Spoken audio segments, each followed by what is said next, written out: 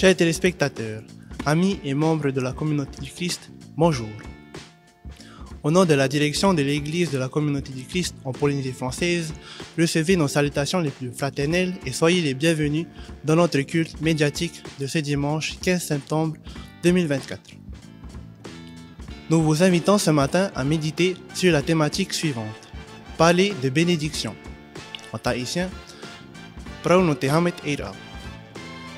Pour nous guider dans cette méditation, un texte de référence nous est proposé et se situe dans l'Évangile selon Jacques au chapitre 3, verset 1 au verset 12. Commençons donc notre voyage par une louange et nous vous souhaitons à tous une très bonne émission spirituelle.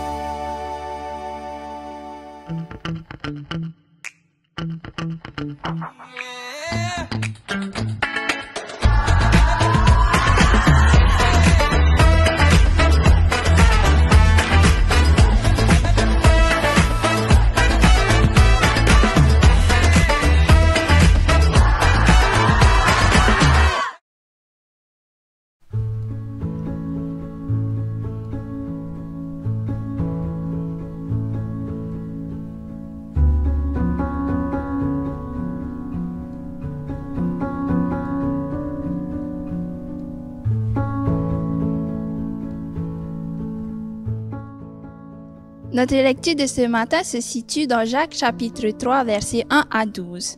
Et ce matin, nous allons retenir uniquement le verset 8 à 11, qui dit ceci. Mais la langue Aucun homme ne peut la dompter. C'est un mal qu'on ne peut réprimer. Elle est pleine de venin mortel. Par elle, nous bénissons le Seigneur notre Père, et par elle, nous maudissons les hommes, faits à l'image de Dieu. De la même bouche sortent la bénédiction et la malédiction. Il ne faut pas, mes frères, qu'il en soit ainsi.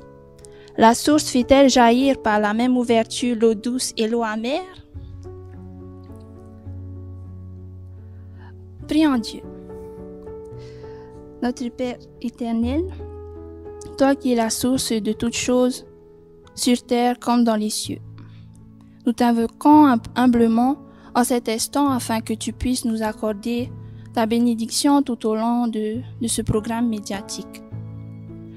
Te remercions également pour ce nouveau jour que tu nous offres, qui est une bénédiction et qui nous rappelle ton amour envers chacun d'entre nous.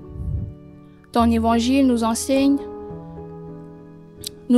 à être maître de nos paroles et à chanter des chants d'allégresse et des psaumes d'amour. Ce matin, nous te présentons nos prières et nos louanges pour tous ceux qui en ont besoin. Et ceci est la prière que nous te remettons au nom de ton Fils Jésus-Christ, notre Sauveur. Amen.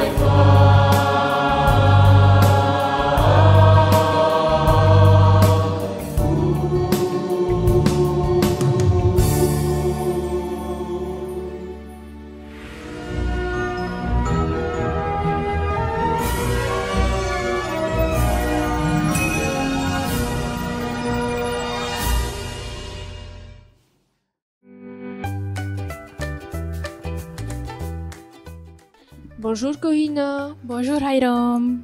Nous sommes invités à présent à l'exploration des Écritures du jour. Avant de complètement s'y plonger, peux-tu nous dire quelles sont les étapes clés pour mieux comprendre notre passage du jour? Merci Hiram pour cette question pertinente. Effectivement, pour bien connaître notre passage d'aujourd'hui, il est nécessaire d'identifier le texte qui nous est proposé. Ici, en l'occurrence, nous avons une lettre adressée au peuple chrétien d'origine juive installé de par le monde.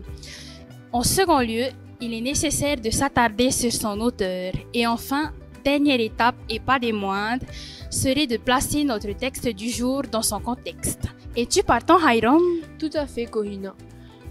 Peux-tu nous en dire plus, s'il te plaît? Comme je viens de l'expliquer, notre texte d'aujourd'hui est une lettre adressée par l'apôtre Jacques aux communautés chrétiennes d'origine juive, à l'instar de ce que Jésus enseignait aux scribes ou encore aux pharisiens. Jacques va enseigner au peuple juif dans le Nouveau Testament l'importance de maîtriser ses paroles et de vivre en harmonie avec sa foi. Mais comment a-t-il enseigné cela concrètement? Tout simplement, Hiram, à l'aide de deux exemples concrets de la vie courante. Le premier est notre capacité à donner la direction à un cheval à l'aide d'une bride accrochée dans sa bouche. Le second est la capacité d'un gouvernail à donner la direction au capitaine d'un grand navire. Il s'agit là de deux petits objets capables d'accomplir de grandes choses, tout comme les petits membres de notre corps dont on est composé, qui donnent lieu à des actes considérables. C'est donc le pouvoir de la langue. Savais-tu, Hiram, qu'avant notre discussion, la partie la plus fatale de notre corps était notre langue? Oui, on peut s'en rendre compte avec un peu de bon sens et un brin d'intelligence. Serait-il pour cette raison que l'apôtre Jacques a enseigné à ses frères et sœurs l'importance de la vie en accord avec les paroles et les actes? Certainement, Hiram. D'autant que l'auteur ne s'arrête pas là. Il va au-delà en comparant notre langue à une petite flamme capable de se transformer en un incendie dans une forêt vaste. Il poursuit ensuite en mettant l'accent sur l'aspect à la fois mauvais et bénéfique de nos paroles, qui peuvent être parfois bonnes et qui peuvent être aussi tout le contraire, comme par exemple quand elles chantent des louanges au Seigneur ou quand on parle mal des enfants créés à son image. Notons le contraste qu'il y a dans nos paroles pouvant à la fois être une persécution ou une bénédiction pour notre prochain. Vers la fin de notre texte, il va parler d'incompatibilité en comparant l'eau de source et l'eau salée qui, elles deux, ne proviennent pas d'une même source. Alors, j'ai une dernière question. Pour finir, peut-on noter la sévérité de ces mots à l'égard de ses frères et sœurs? Cette dernière question m'emmène alors à replacer le texte d'aujourd'hui dans son contexte. Il faut savoir que l'épître de Jacques est très différent des autres épîtres du Nouveau Testament, dans le sens où le chapitre 3 du livre de Jacques est une série d'exhortations pour et par des œuvres de foi.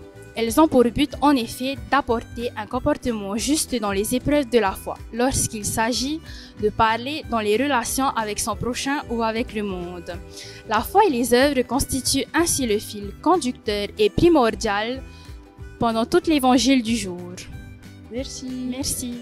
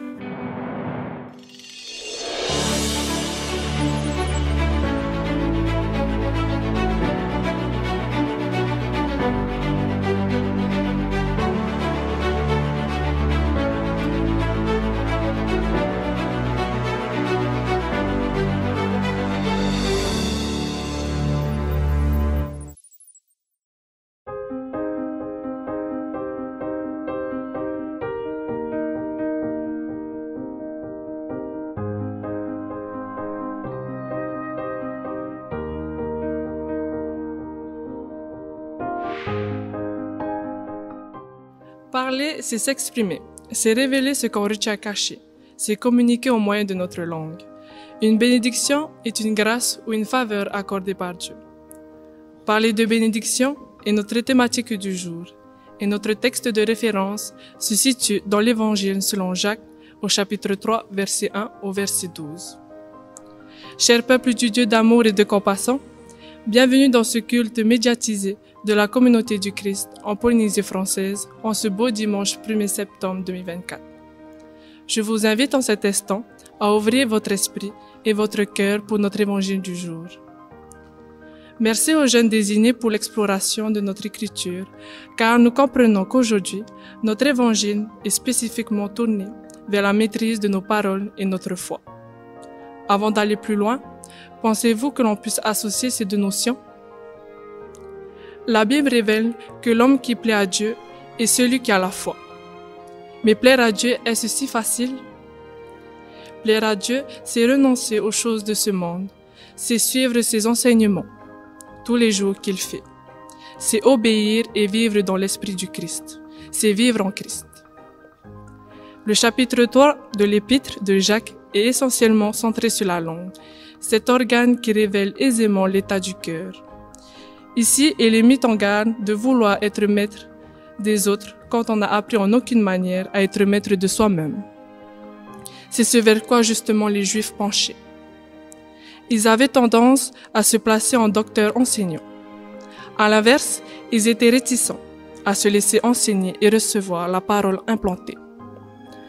Jacques ne fait que renforcer ici ce que le Seigneur enseignait lui-même aux pharisiens et aux scribes.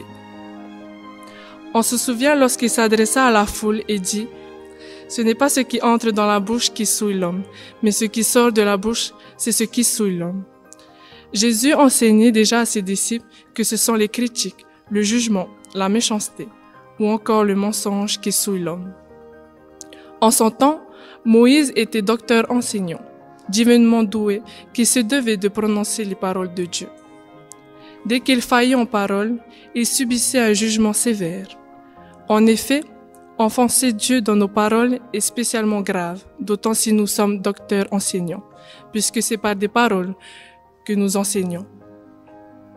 Veiller constamment à ces paroles pour ne pas offenser son interlocuteur peut paraître compliqué, pour ceux notamment dont le tempérament est assez prononcé. Cela peut représenter un défi pour certains, mais la question ne se pose pas pour d'autres. Mais la vérité, c'est que nous faillissions tous à bien, des égards et bien plus souvent qu'on ne peut l'imaginer. Combien les fautes en parole sont terriblement courantes. Il est bien vrai que nous faillissons souvent. Et quant à nos paroles, nous faillissons également très souvent. Un homme qui ne faillit pas en parole est un homme parfait. C'est un homme en capacité de s'autocontrôler en toutes circonstances et en toutes choses. Mais où le retrouver? Jacques enseigne ici d'éviter de prendre la place de maître enseignant et vouloir donner des leçons si l'on n'est pas en capacité d'appliquer soi-même ce que l'on enseigne aux autres. Au verset 10, Jacques affirme « De la même bouche sortent la bénédiction et la malédiction. Il ne faut pas, mes frères, qu'il en soit ainsi. » Puis il poursuit par opposer l'eau douce et l'eau amère, qui ne peuvent jaillir d'une même source, comme il a été expliqué à juste titre dans l'exploration des Écritures. C'est dire que nos paroles ne peuvent à la fois louer le Seigneur par des louanges, puis critiquer les enfants faits à son image. C'est un non-sens total.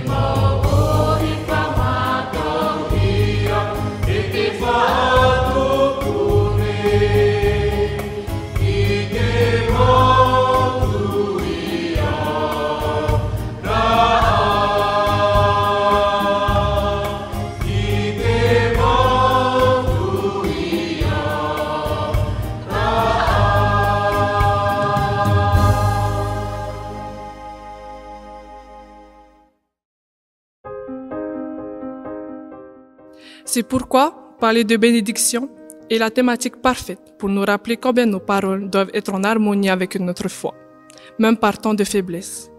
Bien sûr qu'il nous arrive de nous emporter, mais restons fermes face à l'adversité. Nous avons chacun parcouru des chemins différents et nous continuerons de parcourir des chemins semés d'embûches. Mais ce n'est pas pour autant que nous devons fléchir à la moindre difficulté, car le Seigneur est et restera notre plus grande force et notre meilleur refuge. C'est pourquoi ce que l'on doit retenir de l'enseignement de l'apôtre Jacques est que la langue peut dire des merveilles, mais elle peut également être un poison mortel. Aussi petite qu'elle soit, des dégâts elle peut produire. Les mots ont un impact, les paroles peuvent être positifs, mais à la fois négatifs. C'est pourquoi, complimentons, rassurons, félicitons notre entourage. Veillons à faire du bien autour de nous. Soyons sages et bienveillants envers notre prochain. Veillons à servir d'autrui comme Christ l'a fait. Prenons soin de nos amis, guérissons nos proches. Faisons jaillir ensemble la fontaine de l'amour, de la joie, de la compassion et de la paix, afin que notre langue soit le reflet parfait de notre cœur. Parlons de bénédiction à chaque moment, car nous ne savons pas qui nous inspirons. Par la foi, mes amis, recevez ces mots d'encouragement et fortifiants au nom de Jésus. Amen.